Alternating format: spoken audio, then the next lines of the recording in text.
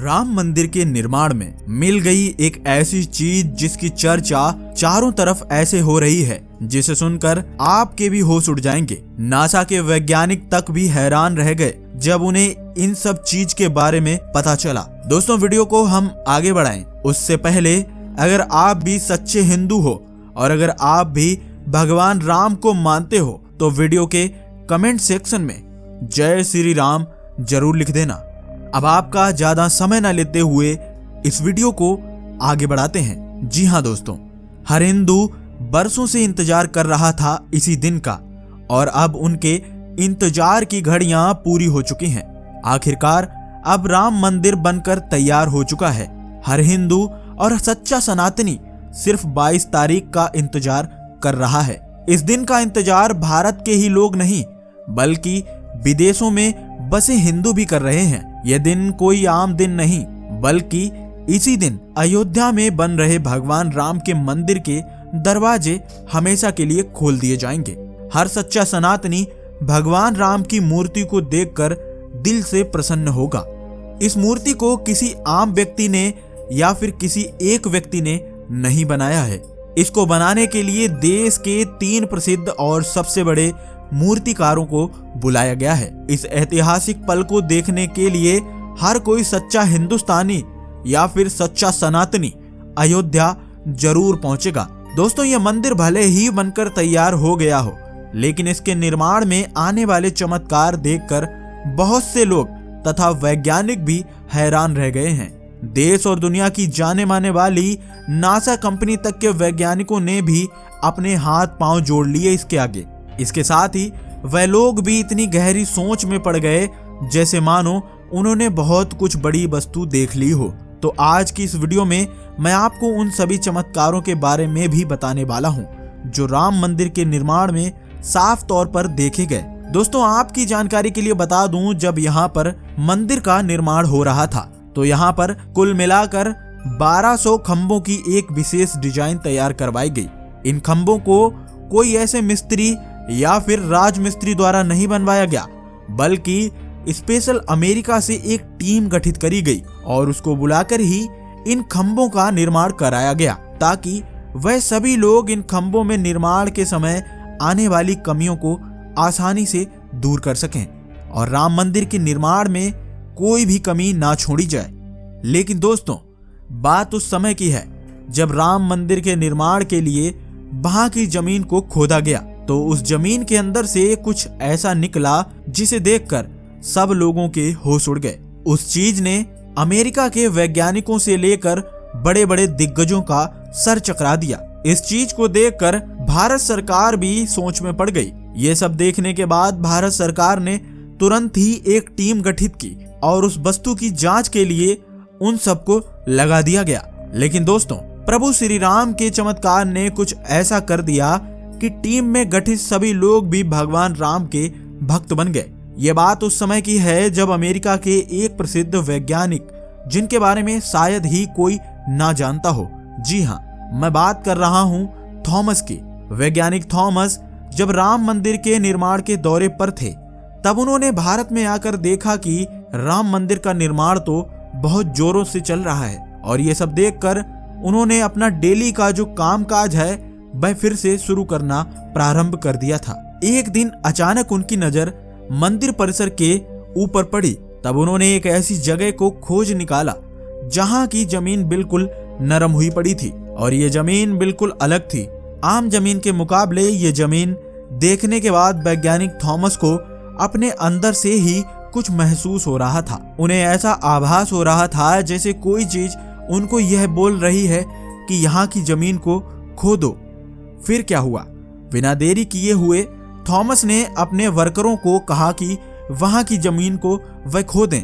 उन्होंने जब ये आदेश दिया, दोस्तों आपको बता दें कि एक बार तो मजदूर भी सोचने पर मजबूर हो गए थे कि आखिर वह ऐसी जमीन की खुदाई करने को क्यों कह रहे हैं। लेकिन मजदूर लोग आखिर कर भी क्या सकते हैं, उन्हें तो अपने बॉस का आदेश मानना ही पड़ता है। फिर क्या हुआ? उन्होंने ना कोई सवाल किया और ना ही कोई नोक झोंक, उन्होंने बस खुदाई करना शुरू कर दिया। काफी देर तक खोदने के बाद उन लोगों को कोई भी चीज नहीं मिली। फिर अचानक उस जमीन से जोरों से पानी निकलने लगा। उस पानी को देखकर जितने भी मजदूर थे वह बहुत परेशान हो गए, क्योंकि दोस्तों ये बात तो आप लोगों को पता ही होगी कि पानी के अंदर खुदाई करना जैसे लोहे के चने चबाने के बराबर होता है। मित्रों, जब इस पानी का सही से निरीक्षण किया गया तो ये पता चला कि ये पानी कहीं और से नहीं बल्कि पास से ही बह रही सरयू नदी से आ रहा है। वैज्ञानिक भी इस बात को समझ नहीं पाए थे कि ये कोई चमत्कार नहीं बल्कि माता सरयू की तरफ से किया गया बहुत बड़ा योगदान है। देवी माँ राम मंदिर के निर्माण में खुद मदद कर रही थीं। इस पानी को देखकर जितने भी वैज्ञानिक थे वह बहुत गहरी सोच में चले गए। वह लोग मन ही मन में ये सोच रहे थे कि अगर ये पानी लगातार ऐसे ही निकलता रहा तो यहाँ पर मंदिर कैसे बन पाएगा। दोस्तों, आप सभी को पता भी होगा कि पानी के अंदर पूरी मजबूती से कोई भी चीज बनाना इतना आसान नहीं होता है। इतना सब होने के बाद भी सभी लोग बस यही सोच रहे थे कि राम मंदिर के निर्माण में सरयू नदी का मिलना कोई आम बात नहीं है। यह फिर चमत्कार बहुत देर तक होने के बाद जब किसी को समस्या का समाधान नहीं मिल पाया तो सभी लोगों ने भगवान श्री राम के नारे लगाना शुरू कर दिया, क्योंकि ये बात तो बिल्कुल सच थी कि जब तक सरयू माता का पानी नहीं रुकता तब तक आगे का निर्माण कार्य बढ़ नहीं सकता था। जब सभी लोग भगवान राम का नाम लेने लगे तो भगवान राम ने भी उनकी पुकार सुनी और अगले ही दिन सरयू नदी का पानी रुक गया और फिर मंदिर निर्माण का कार्य आगे बढ़ाया गया। देखते ही देखते ये काम इतनी तेजी से होने लगा कि अब राम मंदिर पूर्ण तरीके से बनकर तैयार हो चुका है और आने वाली 22 जनवरी को राम मंदिर का उद्घाटन भी होने वाला है। यह मंदिर इस तरह से बनाया गया है कि यहाँ पर बहुत दूर दूर से विदेशों तक से टूरिस्ट आ सके। इसके लिए सरकार ने यहाँ पर हवाई अड्डा बनवा कर पहले से ही इंतजाम कर दिया है। दोस्तों, ये मंदिर आप 22 जनवरी के बाद कभी भी देख सकते हैं, लेकिन यहाँ पर सवाल एक और उठता है कि जब पुराने समय में भगवान राम का मंदिर यहाँ पर होता था तो वह किस तरह का होता था, किस तरह का दिखाई देता था और कैसे राम मंदिर को तोड़कर बाबर ने यहाँ पर बाबरी मस्जिद का निर्माण कराया था और उस समय में भी राम मंदिर का निर्माण आखिर किसने किया होगा, ये बात आम आदमी नहीं जानता। अगर आप भी ये रहस्य जानना चाहते हैं तो चलिए इस वीडियो के माध्यम से आपको पुराने सभी रहस्य बता देता हूँ। उससे पहले मैं भगवान राम की नगरी कही जाने वाली अयोध्या को आखिर किसने बनाया था। जितने भी हमारे सनातनी भाई और हिंदू भाई हैं उन सभी के लिए अयोध्या नगरी बहुत खास है, और हो भी क्यों ना, यहीं पर भगवान श्री राम का जन्म हुआ था। यही वजह है कि इसको राम जन्मभूमि भी कहा जाता है। बहुत से इतिहासकारों की माने तो अवध नगरी को, जो कि कौशल प्रदेश की राजधानी हुआ करती थी, इसको वौद्ध काल में साकेत कहा जाता था, तो वहीं कालांतर काल में इसको अयोध्या कहा जाता था। अयोध्या नगरी मूल रूप से मंदिरों का गढ़ कही जाती थी। ये बात अलग है कि यहाँ पर आज भी सिर्फ हिंदू धर्म के प्रतीक नहीं बल्कि अन्य धर्मों के प्रतीक भी मिलते हैं, जिनमें से बौद्ध धर्म और जैन धर्म के प्रतीक कई बार सामने आए हैं। इन सबूतों में हिंदू आकृतियों से लेकर कई तरह के खंबे भी देखे गए हैं। दोस्तों, जैसा कि आप सभी जानते हैं कि अयोध्या नगरी का पूर्ण रूप से विस्तार वाल्मीकि जी की रामायण में आपको देखने को मिल जाएगा। बहुत से लोग कहते हैं कि जब भगवान श्री राम ने समाधि ली थी तो उसके बाद अयोध्या एकदम से सूनी लगने लगी थी, लेकिन यहाँ पर बना उनका महल जैसे का तैसा ही था। भगवान श्री राम के पुत्र कुश एक बार अयोध्या का निर्माण दोबारा करवाते हैं। उनके दोबारा निर्माण कराने के बाद सूर्यवंशी के 44 पीढ़ियों तक होने वाली आखिरी राजा व्रतवाल तक अपने चरम सीमा पर ही रहा। आप सभी की जानकारी के लिए बता दूं, व्रतवाल की मृत्यु महाभारत युद्ध के दौरान अभिमन्यु के हाथों से हो गई थी। महाभारत के युद्ध के बाद ऐसा लग रहा था मानो जैसे अयोध्या उजड़ सी गई हो, लेकिन इतना सब कुछ होने के बावजूद भी प्रभु श्री राम की जन्मभूमि अयोध्या का अस्तित्व फिर भी बना रहा। इसके बाद ये पता चला कि लगभग ईसा 100 के पहले उज्जैन के राजा चक्रवर्ती सम्राट विक्रमादित्य ऐसे ही अयोध्या पहुंच गए। बहुत ज्यादा थक जाने के कारण अयोध्या के अंदर वह आम के वृक्ष के नीचे अपनी सेना के साथ आराम करने लगे। उस समय के दौरान यहाँ पर बहुत घने घने जंगल हुआ करते थे। बहुत कम लोग यहाँ पर उस समय बसे हुए थे। तभी महाराजा विक्रमादित्य को अंदर से कुछ महसूस हुआ।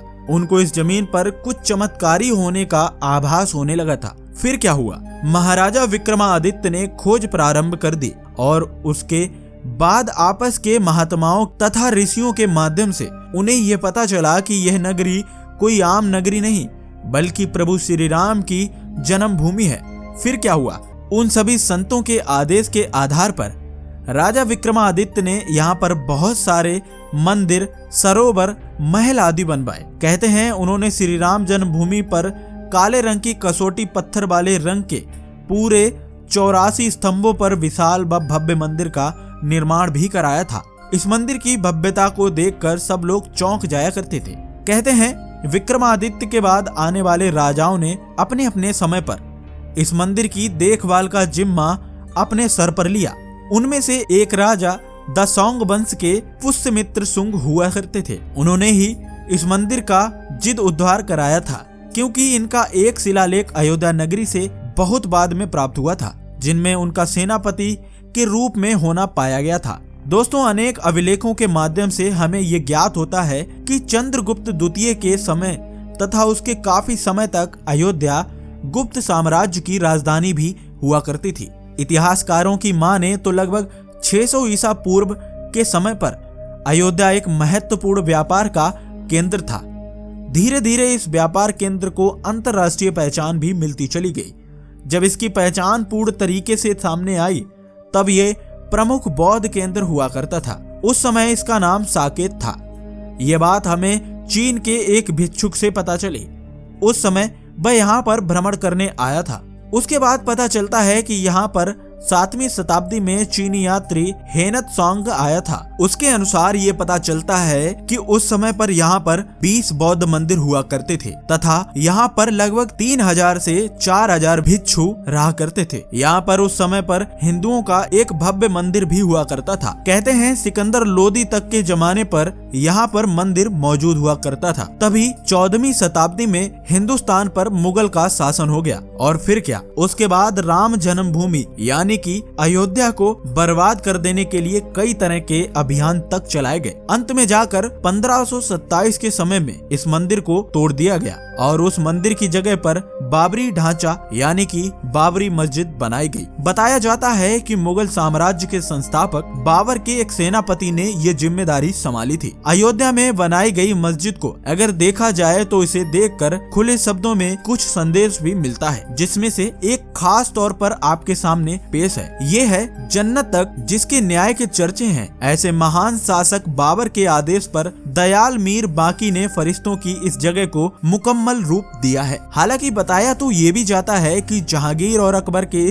शासन में हिंदुओं को ये जमीन एक चबूतरे के रूप में दे दी गई थी, लेकिन उस समय के क्रूर शासक कहे जाने वाले औरंगजेब ने अपने पूर्वज यानी कि बाबर के सपने को पूरा करने के लिए यहाँ पर भव्य मस्जिद बना दी और उसका नाम बाबरी मस्जिद रखा गया। लेकिन अंत आते आते बाबरी मस्जिद को भी गिरा दिया गया और अब यहाँ पर भगवान श्री राम का मंदिर बन गया और 22 जनवरी को इस भव्य मंदिर का उद्घाटन भी होना है। उम्मीद है आपको आज की ये वीडियो देखने के बाद सारी जानकारी पता चल गई होगी। अगर आप भी भगवान श्री राम को मानते हैं तो कमेंट में जय श्री राम लिखकर जरूर जाना।